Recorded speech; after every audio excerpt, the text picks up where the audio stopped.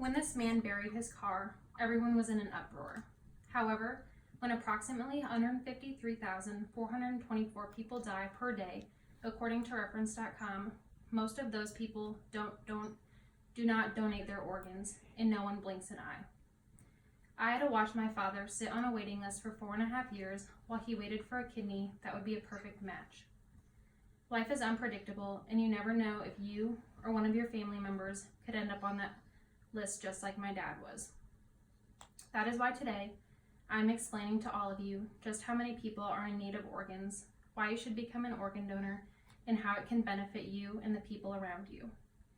I'm talking about this topic today because the need for organs is growing day by day.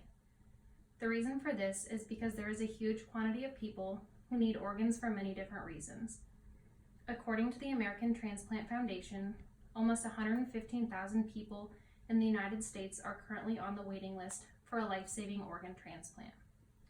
To compare, that is more than triple the number of students enrolled at ISU, according to Iowa State University's website. American Transplant Foundation says that on average 20 people die every day from lack of available organs for transplant. These people also include infants, children, and teenagers that are all in need of organs. Like I mentioned before, my dad was on the transplant list for 4.5 years simply because this was his second kidney transplant that he was in need of. My dad's first kidney transplant was in 2004 due to the mere fact that he had been in a helicopter accident in the Marine Corps that destroyed his kidneys. I don't remember much from his first transplant because I was only 5 years old, but what I do remember is the horrifying look I gave the doctor when he told our family that my dad was in need of a new kidney. My dad's kidney transplant in 2004 was from a live donor named Robert. Robert's kidney lasted 8 years until my dad got pneumonia in 2012.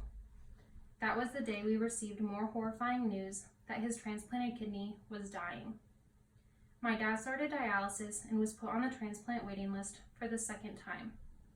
They struggled to find a match for him because of the fact that he now had 2 separate antibodies to match, his and Robert's. Throughout the next 4.5 years, my dad's siblings and family members were tested to see if they could donate. After the long days of testing, they found out that none of them were going to be a match. We had almost given up hope when my dad got a call the weekend before my first finals week of college saying that we needed to get to the Veterans Hospital in Iowa City as soon as possible. They had found my dad a new kidney. In a couple hours, we were in Iowa City and they were already testing my dad for surgery. He went into surgery that next morning and it was a success. My dad's donor was a deceased registered organ donor, and when he passed away, they harvested his organs and tested them to see if they would find any matches on the waiting lists. There is a solution to this growing problem in the United States. Everyone that can should register to be an organ donor. Becoming an organ donor is relatively simple. There are only 3 short steps. The first step to becoming an organ donor is to do your research. In order to make your decision whether or not to become an organ donor, it is in your best interest to be educated on the topic. In addition, it is also best to evaluate all the information before making your final decision. The next step in becoming an organ donor is to register. There are several different ways that you can do this. The first way to register is on your driver's license by going to the DMV. Another way you can register is by going to registerme.org and fill out the donation form. The third and simplest way to go about registering would be if you have an iPhone to register in the Health app under Medical ID. The last step to becoming an organ donor is the most important step, informing your family of your decision to be an organ donor. When you pass away, if you are registered as an organ donor, the doctor will ask your closest family member, also known as your power of attorney, if it is okay to harvest your organs. You want to be sure that your power of attorney is aware of your wishes to be an organ donor, or they could end up telling the doctor that they do not want your organs harvested. Organdonor.gov says that just one organ donor can save up to 8 lives. However, Organdonor.gov also says that only 3 in 1,000 people die in a way that allows for organ donation. This statistic is a perfect example of why, if you are able, you should register. By registering, it could increase the chances of someone on the organ donation waiting list by more than you know. A big setback for people considering organ donation is that there are many people who believe that organ donation is not consistent with their religion. Nonetheless, organ donation is consistent with the beliefs of most religions according to the United Network for Organ Sharing.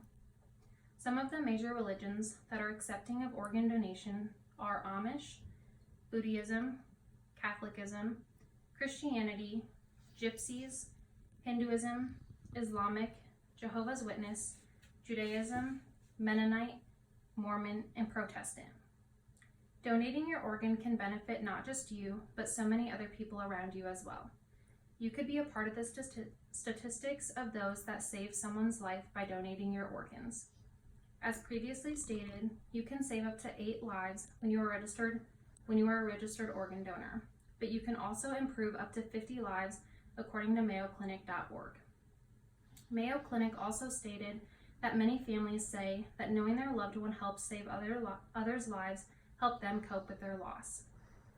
Donor Recovery clarifies that it is absolutely free to become an organ donor. Another reason that people are skeptical about donating their organs is that they believe they can't have an open casket funeral. This is not the case. It is actually a very common occurrence for organ donors to have open casket funerals. I had a friend in high school that passed away in an accident, and he was an organ donor.